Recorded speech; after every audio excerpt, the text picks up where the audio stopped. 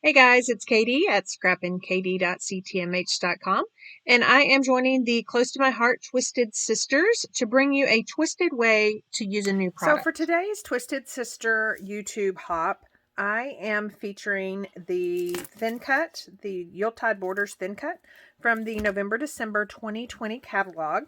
I love this catalog. You can definitely tell by the cover that we have a Christmas paper collection that is non-traditional Christmas colors.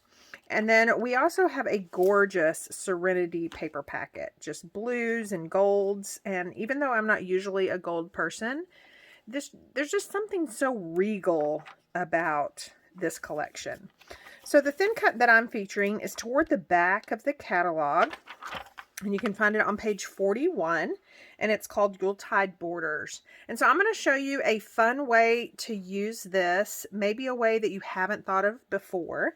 And then you can also use any of your border thin cuts, or maybe even a Cricut cut, anything that kind of has a border to it. You'll be able to use that in the project that I'm about to show you. So for this project, you will need the Yuletide border thin cut. And then I have pulled out several types of Close to My Heart specialty paper. I have the white glitter paper. I have some vellum. Now vellum would be a little bit tricky in this instance to use, but I'll show you how to do that. I've also pulled out our brand new pearl paper, and then silver glitter paper, and then ballerina. Ballerina is a lot like the white, except it does have just a pink tint to it, which could be fun with what I'm about to show you.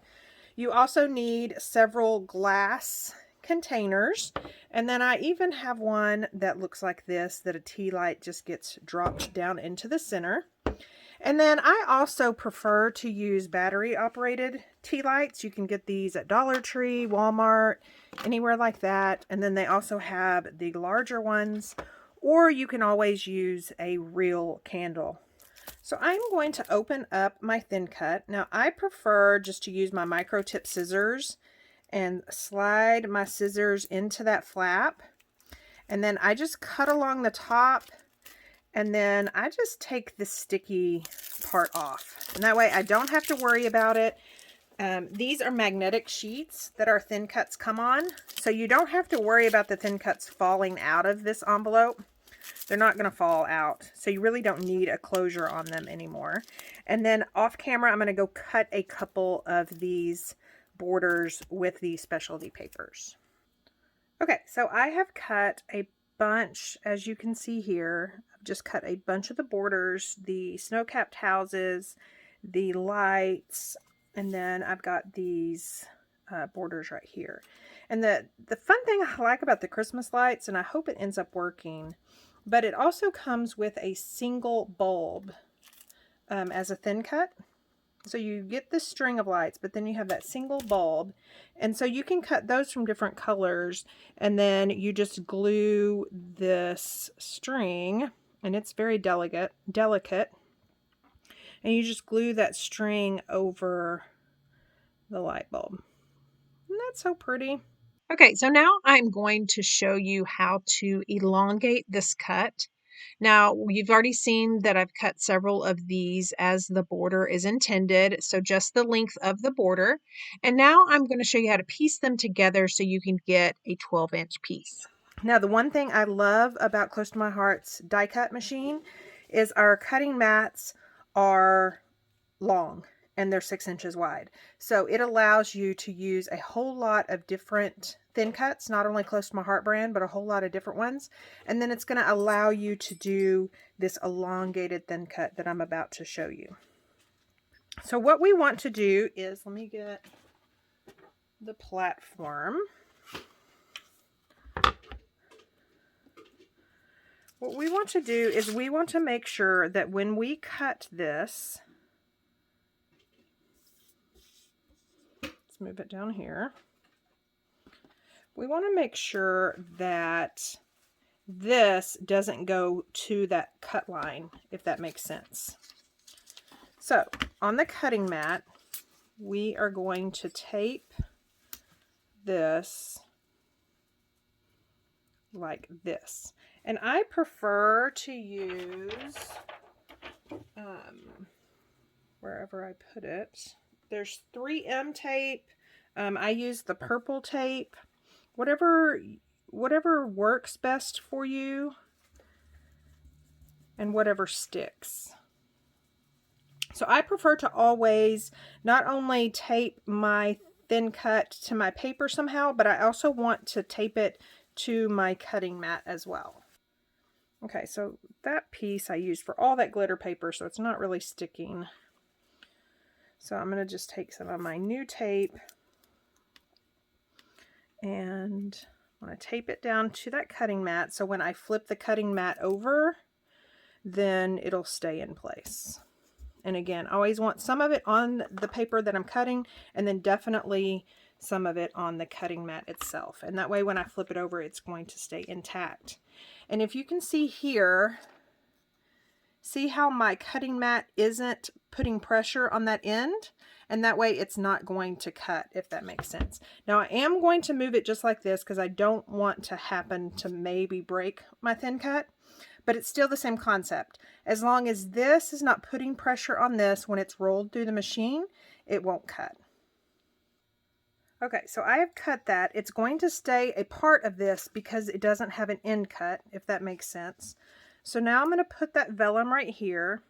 I'm going to take off my thin cut gently because, again, I'm working with vellum. If you're working with cardstock, you probably wouldn't have to be so gingerly with it. And now I can just line up that end.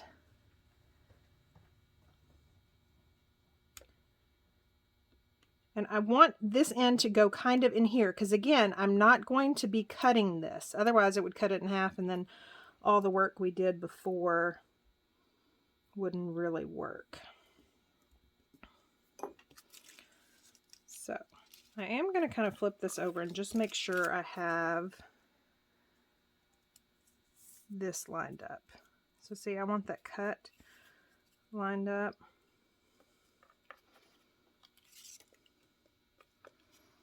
So I've got it there.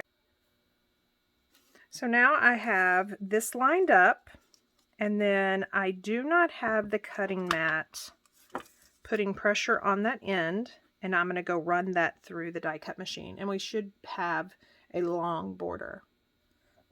Okay, so let's take a look. Again, I need to be really careful because this is vellum.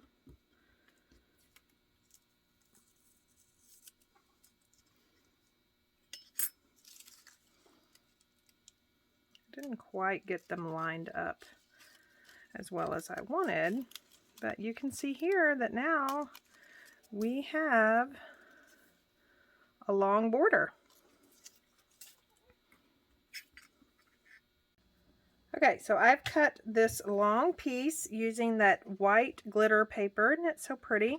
And this is what I'm going to put onto the frosted candle votive holder. Now, I did not find my E6000. So a couple of these other ones that I've done, I have just used glue dots. So we're going to do just plain glue dots. I have various sizes.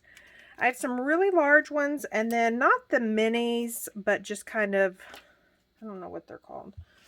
Oh yeah, they are the minis. So the minis, and then just the regular, which probably are about a little more than 1/4 of an inch.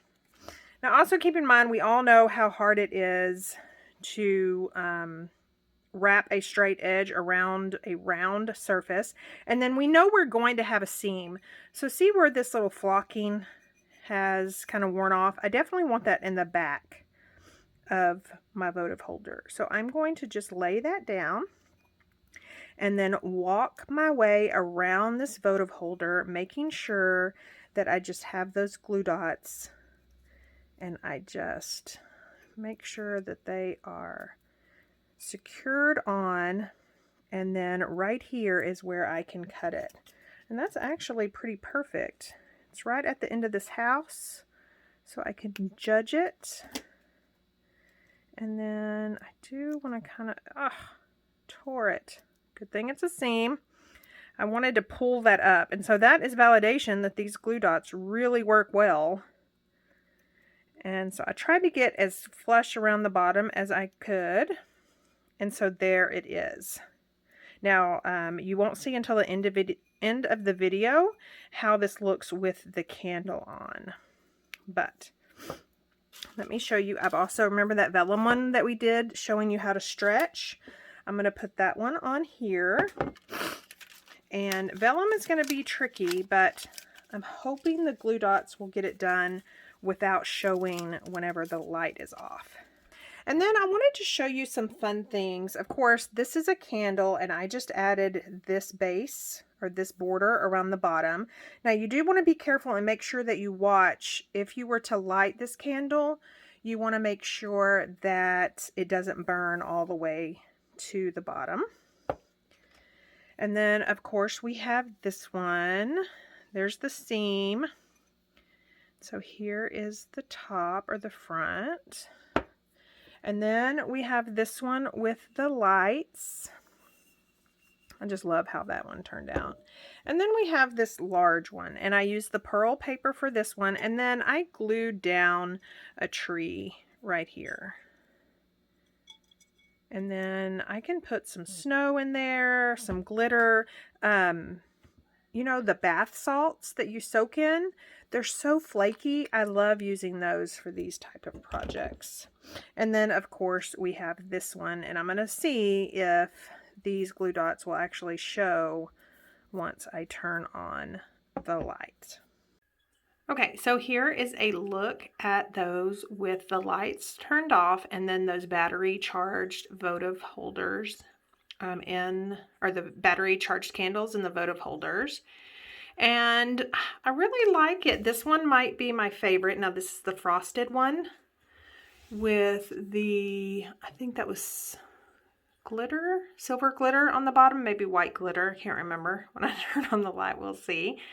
And then this one is the one with the vellum, which you definitely can tell where my glue dots are. So I'm probably going to go find something to tie around the bottom one, the bottom of that one, so you won't be able to tell. And then the lights, you really can't, you don't get the full effect, I guess is what I'm trying to say. You don't get the full effect of those lights because they aren't see-through and they're at the top.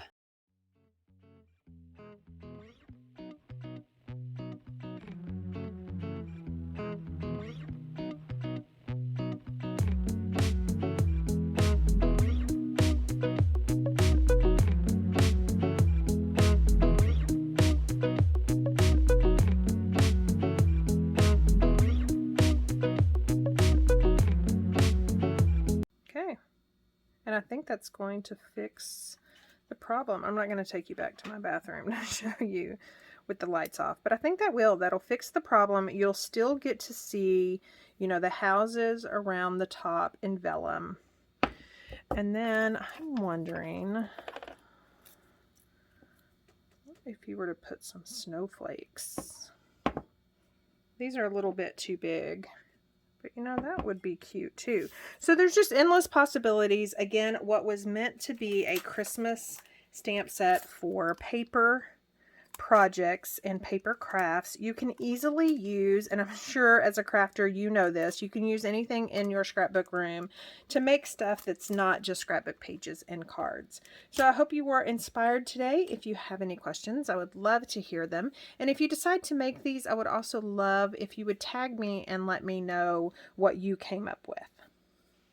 Here are a couple of still shots of the finished product. You can see where I added some glitter and then just some gems that I had lying around just to kind of jazz up the bottom of those votive holders so they weren't so plain. If you liked what you saw, I would love to have you subscribe and sign up for notifications. And don't forget that this is part of the Close to My Heart Twisted Sisters YouTube hop.